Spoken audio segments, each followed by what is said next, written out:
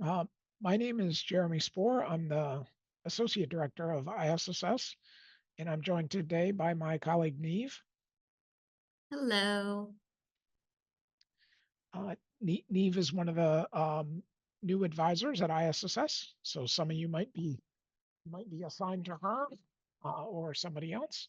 So we're going to take you through not too many slides, and we'll explain some information about on-campus employment for F1 and J1, and then we'll talk a little bit about Social Security.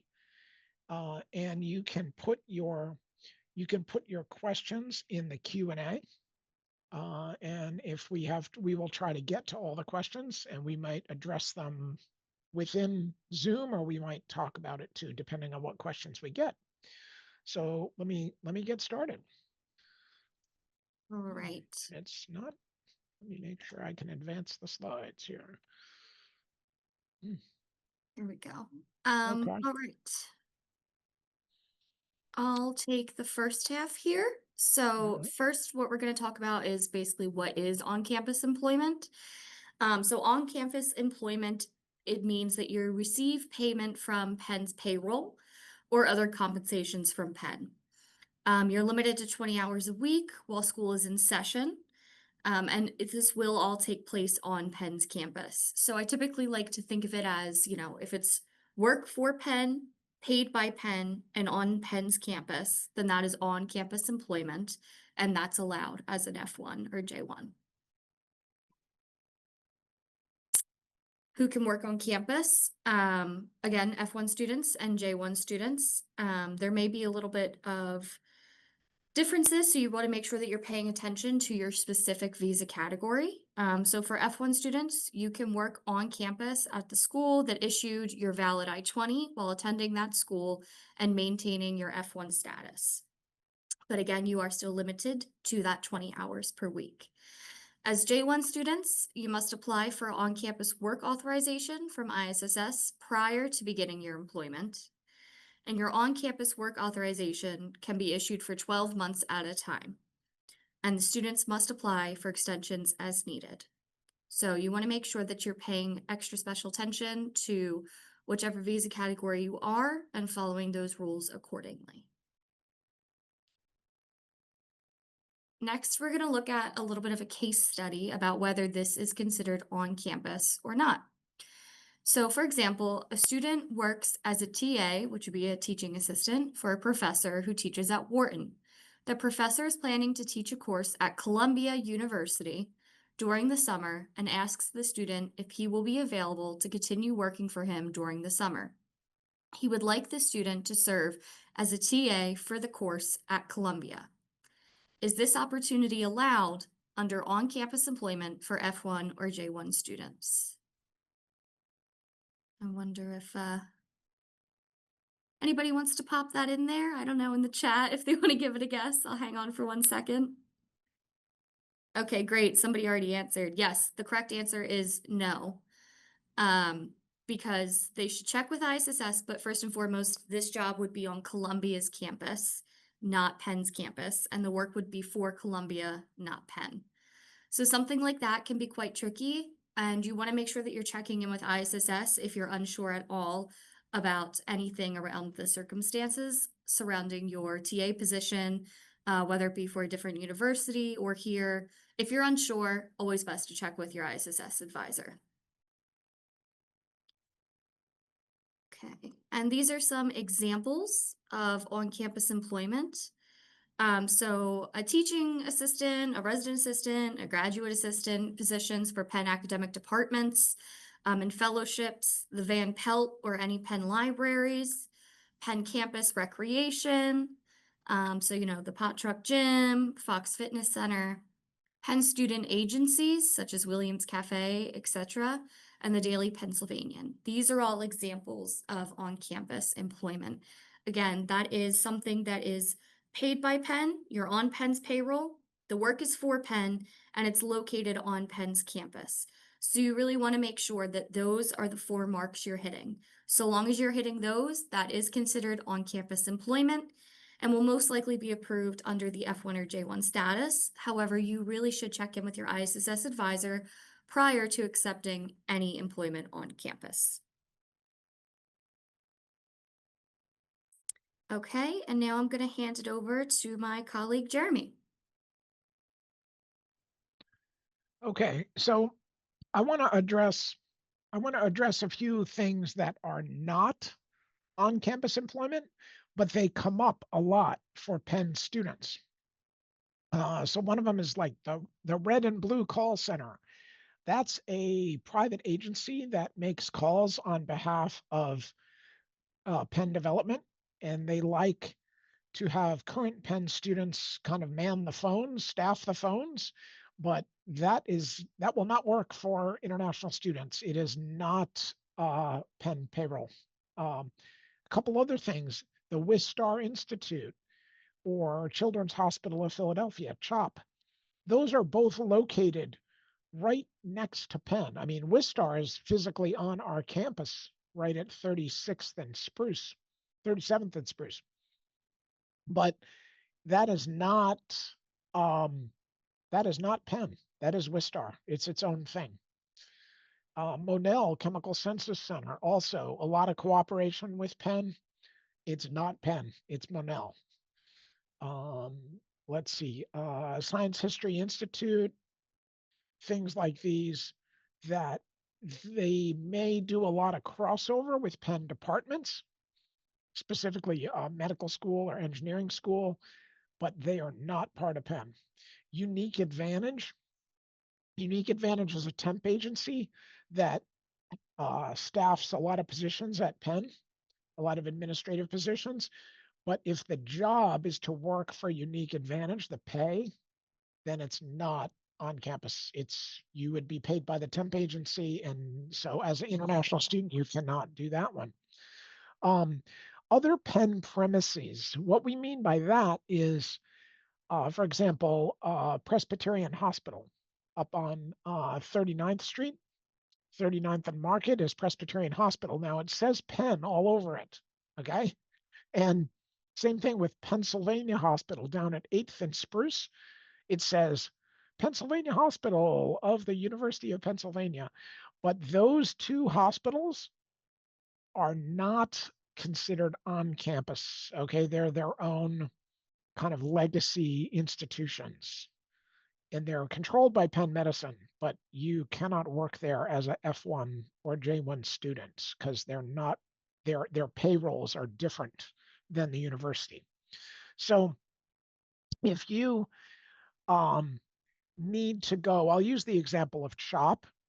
If you need to go to do some lab work in a CHOP lab, and this is most common for PhD students or some master students may do this, some undergrads may do this, because CHOP and Penn share a lot of laboratory space. So it may be in a CHOP building, but it's still a Penn job. It may be that your professor that you're working for is also a professor at CHOP, but you're going to be on CHOP payroll. So that would not work. There's a lot of variations that could occur. And especially with CHOP or a Wistar or a Monell, you're really going to need to talk to ISSS, to your ISSS advisor, to kind of figure out what you're doing. Is it really for Penn? Is it really for CHOP? Is it a mix of both? So we just want to point those out because those are some really specific cases that occur, especially CHOP. I think that's the most common one. So be aware of that, and always you can reach out to us and we'll help you figure it out. Okay, next slide, please.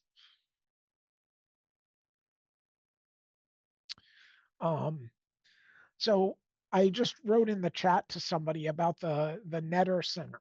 So the Netter Center is kind of a community service organization that has a lot of our undergraduates or grad students that may work for it. And you can get paid as an on-campus job, but what we call it as on-campus job, on-campus employment at an off-campus location. So Netter Center, Peddle, which is an English language program that GSE students do sometimes, CHOP, a lot of questions about CHOP, but we may be able to authorize it, but you've gotta talk to us. Okay, next slide. If you're going to do off-campus work, like it's clear, you're going to go work for Drexel.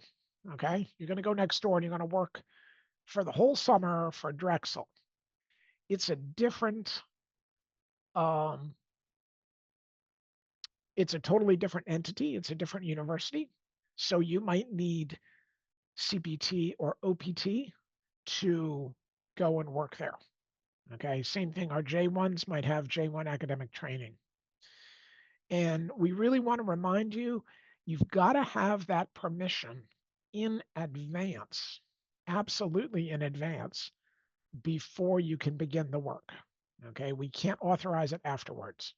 And we don't want you to violate your immigration status and possibly lose your status at Penn. So make sure you have the work permission set up before you engage in the employment. Okay, next slide.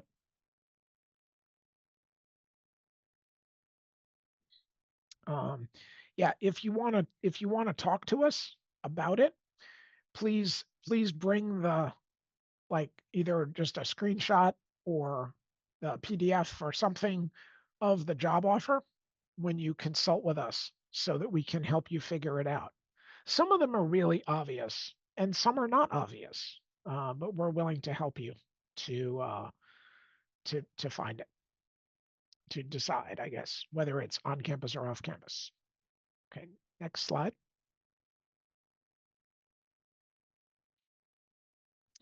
All right, here's some instructions about onboarding.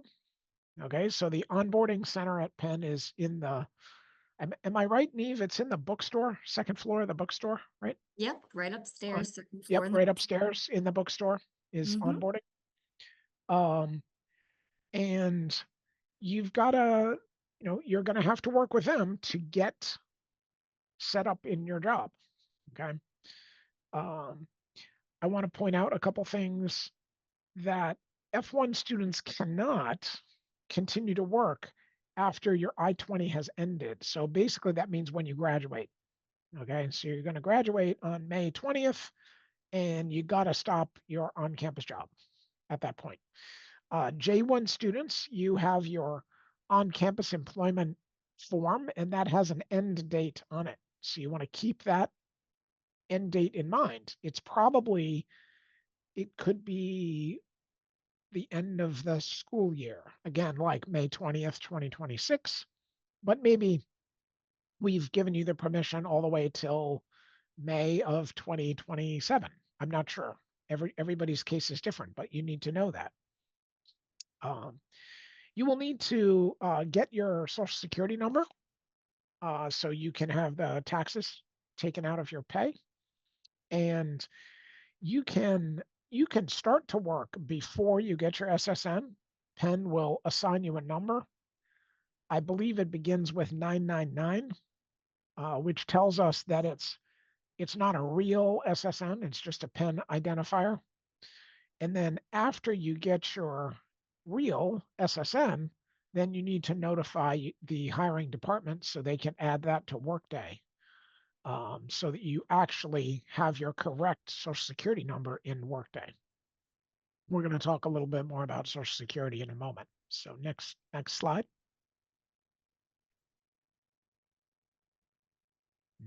Okay, so here's a little case study for you.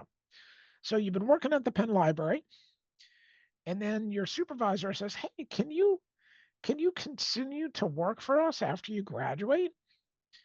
And you're going to graduate in May of, well, this is 25. Sorry, we forgot to update that. So make that May of 26. We forgot to update the date from this presentation. So you're going to graduate in May of 26, and your I-20 will expire on May 19th. Can the student continue to work at Van Pelt Library in the summer after they graduate? What do you think? put some answers in the chat there.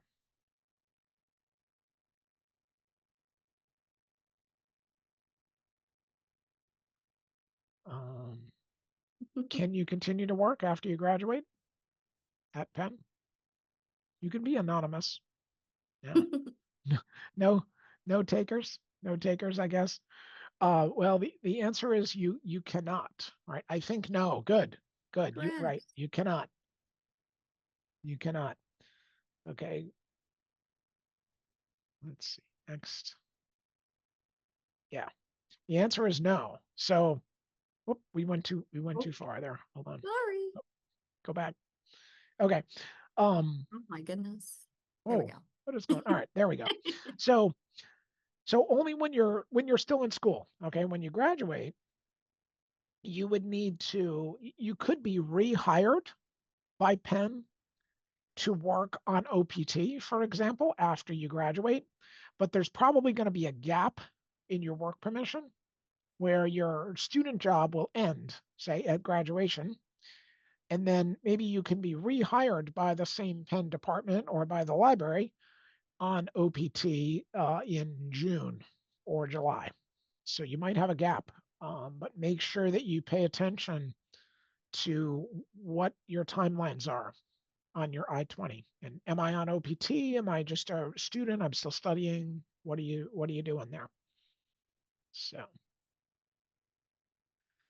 do you need to use, well, let's see. Okay, so here's the actual SSN process. So um, you want to use IPEN, and you want to get a hold of the um, you want to be able to apply for your SSN letter in IPEN, but you got to have the job first.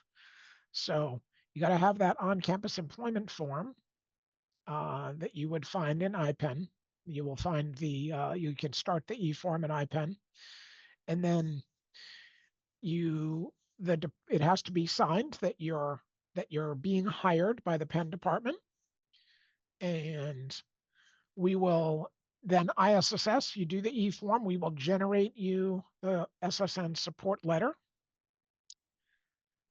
and then you're going to take those documents, the SSN letter, the on-campus work form, your I-20, and then you're going to schedule an appointment with the SSA, which is the Social Security Administration, and then you've got to set the appointment. We know that some of these appointments are hard to get at the Penn Social Security office. Like they book, what have you seen, Neve, like a month out? Yeah, sometimes Yeah. it can be really difficult, unfortunately. But that is a government process. It's really kind of beyond our control. And I will kind of warn you, it's not a super smooth process sometimes, but you still have to deal with it. So you got to have your docs ready, then you got to make that appointment, and you've got to go down to Center City to apply for your SSN. And it can be a pain, but hopefully it will go smoothly for you. Okay. Let's see, next slide. Um, so this is a page from our website about how to handle practical matters without an SSN. So some of these processes you have to do, um, and there are ways to work around it, and we have the guidance on our. I'm not going to go into the detail here, but I'm just kind of showing you that these are the options of what you can do um, for your bank account or your PA state ID, etc. Okay, next slide. Okay, one of the things we want to remind you about is that you need an SSN for tax purposes, and that ISSS cannot advise you directly about taxes. We are not tax experts. We are immigration experts, but not tax experts, and they're separate things. So we provide a link in February or March to tax software that you will use to help you file your taxes. So we will provide this in, say, February of 2026, and you will use it to file your taxes for 2025. You're always filing from the previous year. And beyond that, we really can't help you with the taxes. We know it's a difficult process, but we can't, yeah, we really can't help you with taxes because we're not legally allowed to really discuss your taxes. It's a personal thing. So next, next slide. Okay. Do you have any questions for us? If you want to write them in the chat, we don't have a lot of, well, we got about 50 people, 49 people. You can put them in the chat and we'll talk about some of these. Let me throw out a couple of these questions that are here. Is there a chance you can get an SSN without employment? No, there isn't. You got to have employment to do that. And will an unpaid off-campus job?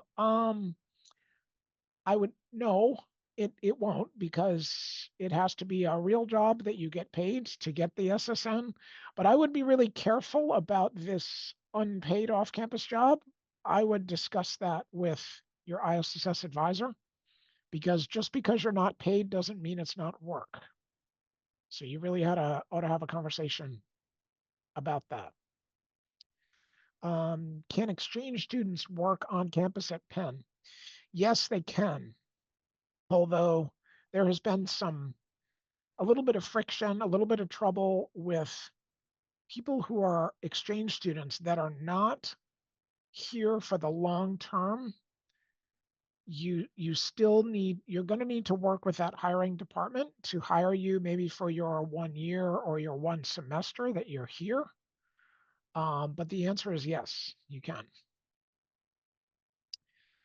So Hector's asking, how do I get my official letter of employment? So Hector, you're going to use the on-campus work form that you get from ISSS, and you have your department sign that. You get it when you do the on-campus work e-form in IPEN. So that's where you get that. They can fill it in. That becomes the letter. Uh, Next one yeah, here that I yeah. can Go ahead, see. Eve. Yep. Yeah, for Maggie is, can international students apply for off-campus work during the summer of freshman year? The answer is yes. This is something different. Would be CPT, so that's off-campus employment. That's what would give you your work authorization. I believe we will have a webinar on that. And if not, It's always coming up. best. Yeah, it's Yeah, coming, right? it's coming up. Okay. Yeah. So, So sorry, Maggie, I just wanted to say there, you said, so I'm guessing you mean that is the summer after your freshman year. Then you can. You would want to explore that, say, in the winter or spring to see if you could do CPT or OPT for the summer of 26, like if you're a freshman now. So, yeah, you can do that, but you got to have their permission. So,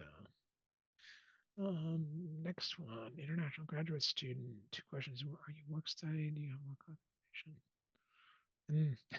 Interesting. So the question in Workday is, are you work study? No. Do you have work authorization? Well, the answer, no.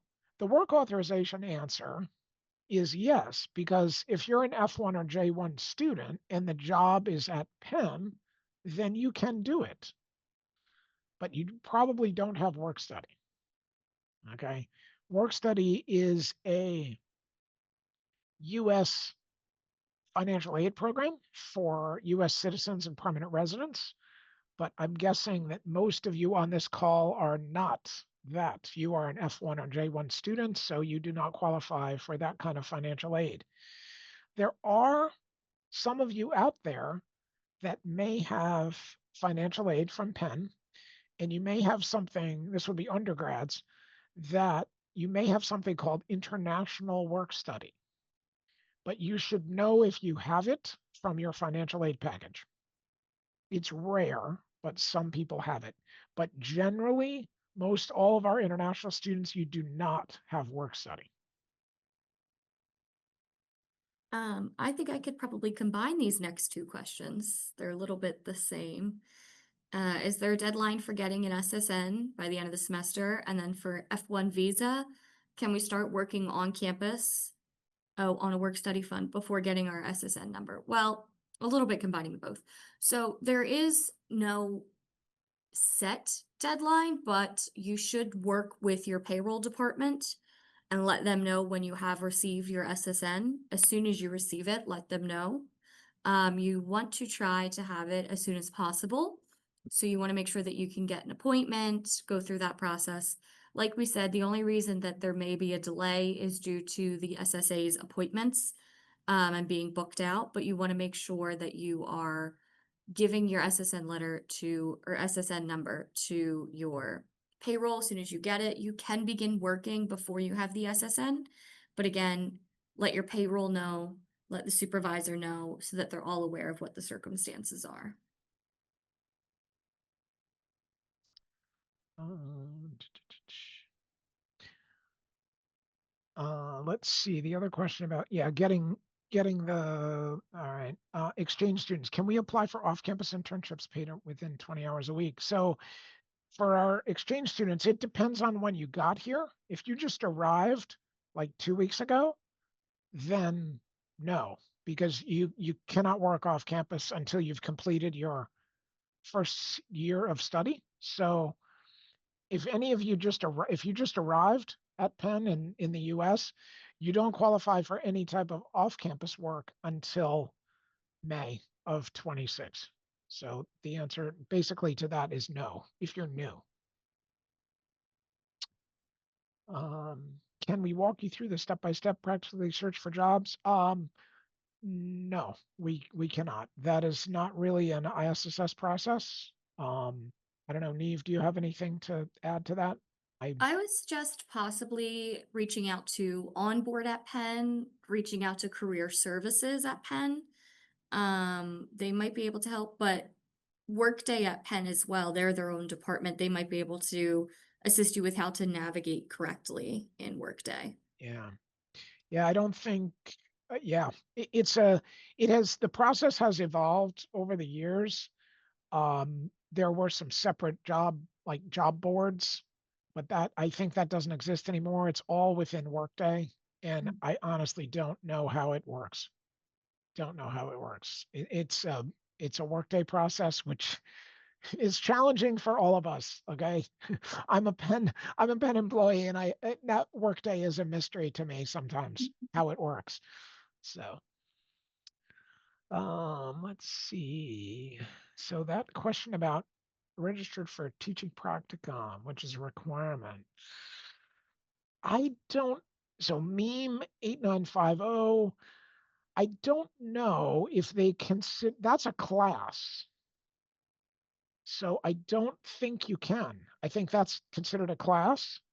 If you are a PhD student and you're getting paid to be a teaching assistant, then you can probably get an SSN based on that as a job. But I don't think just registering for the class, that's not a job. That's a class. So the answer for that would be no. Um, okay. Got my pay yet. Haven't gotten this. Well, I'm not sure why you haven't gotten paid yet, but you definitely want to start the SSN process. So you got to work on the SSN Mhm. to be able to give it to onboarding, but not sure why you haven't got paid. uh, let's see. I'm an international student, study, supposedly a time limit term, breaks, and reach that limit at the end of the year. Can you have an extension? You have to ask student financial services that question about the money because they're the ones that control the money. So SFR, what is it? SRFS, Student Yeah. Records and Financial Services in the Franklin Building. Mhm. can explain the process of distributing that money, that $3,500 money. Because you have the International Student Work Study, so they can explain about the limits and how the exceeding the limit works. Yeah. CBT now. GSE faculty. Um, yeah, if you have a CPT I-20, then yes, I would apply for your SSN. Follow the process on our website and go ahead and apply for your SSN because then you'll have it. Might as well have it. If you got CPT, get your SSN, and then you'll have it for the rest of your life. It'll be useful.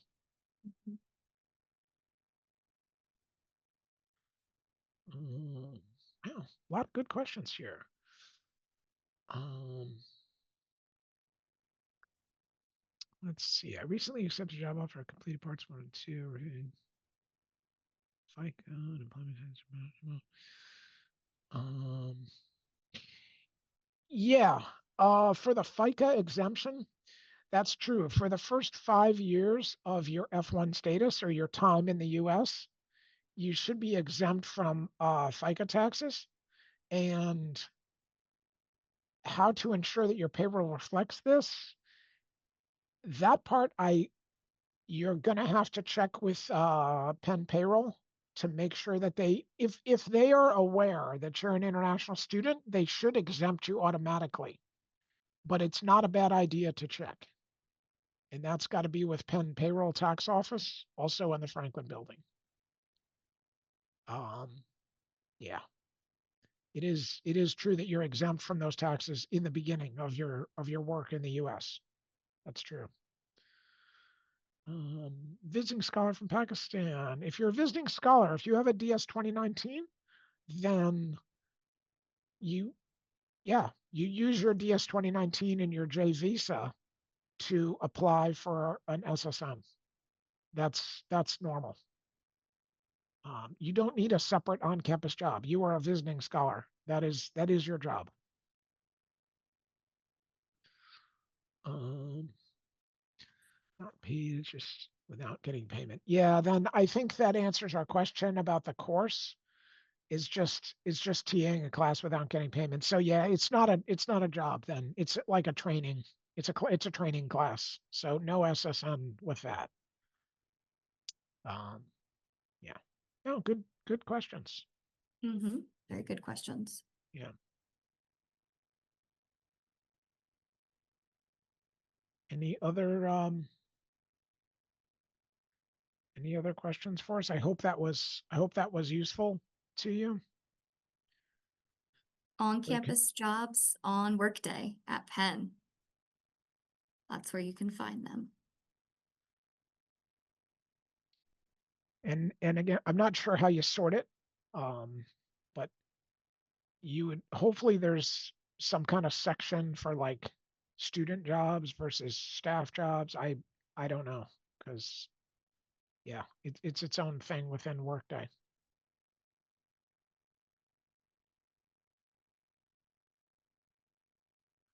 Um, we can back up a few slides. If you're saying how can you get so how? Well, remember you need to follow the steps on our right there. Okay.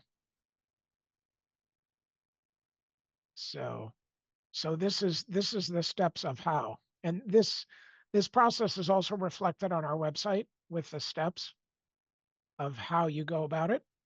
So you got to get the job. You've got to get the on-campus employment form that you will get out of IPEN. There's an e-form that shows that says on-campus employment on it.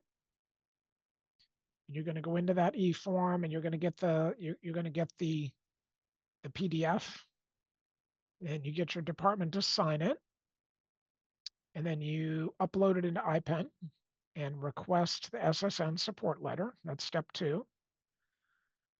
Then you gather up your immigration documents, and then step 4 is you make a appointment with the SSA, with the Social Security Administration office.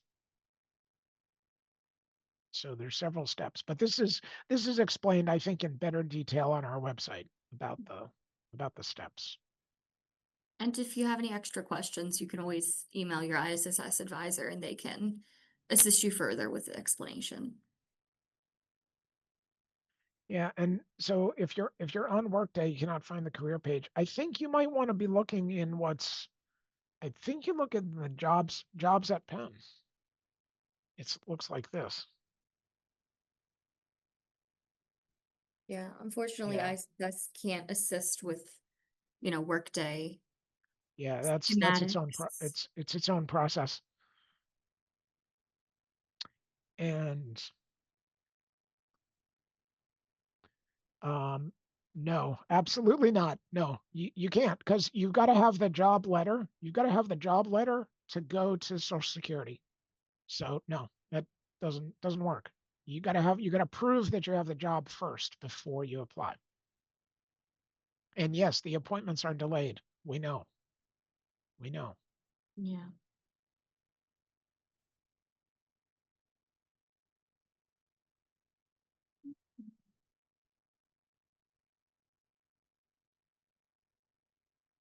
Any other questions for us? And I could throw out one kind of job hunting tip. I think the best way to find on-campus jobs besides the like jobs at Penn and within Workday is to ask around with your professors and around your department. You can ask the other TAs, ask the your department coordinators, your professors, hey, do you have any openings for a research assistant in your lab? And I think some of the word of mouth and getting to know people can be really useful. Because Penn is a big place, and it really you kind of you have to network in your area. So if you're at GSE, you're a GSE student, you're going to kind of network at GSE and you're going to look around to see, or if you're at C's, talk to the other graduate students that are older than you, talk to the departments, talk to the researchers and say, hey, do you need somebody in your lab? And then you kind of make some connections that way.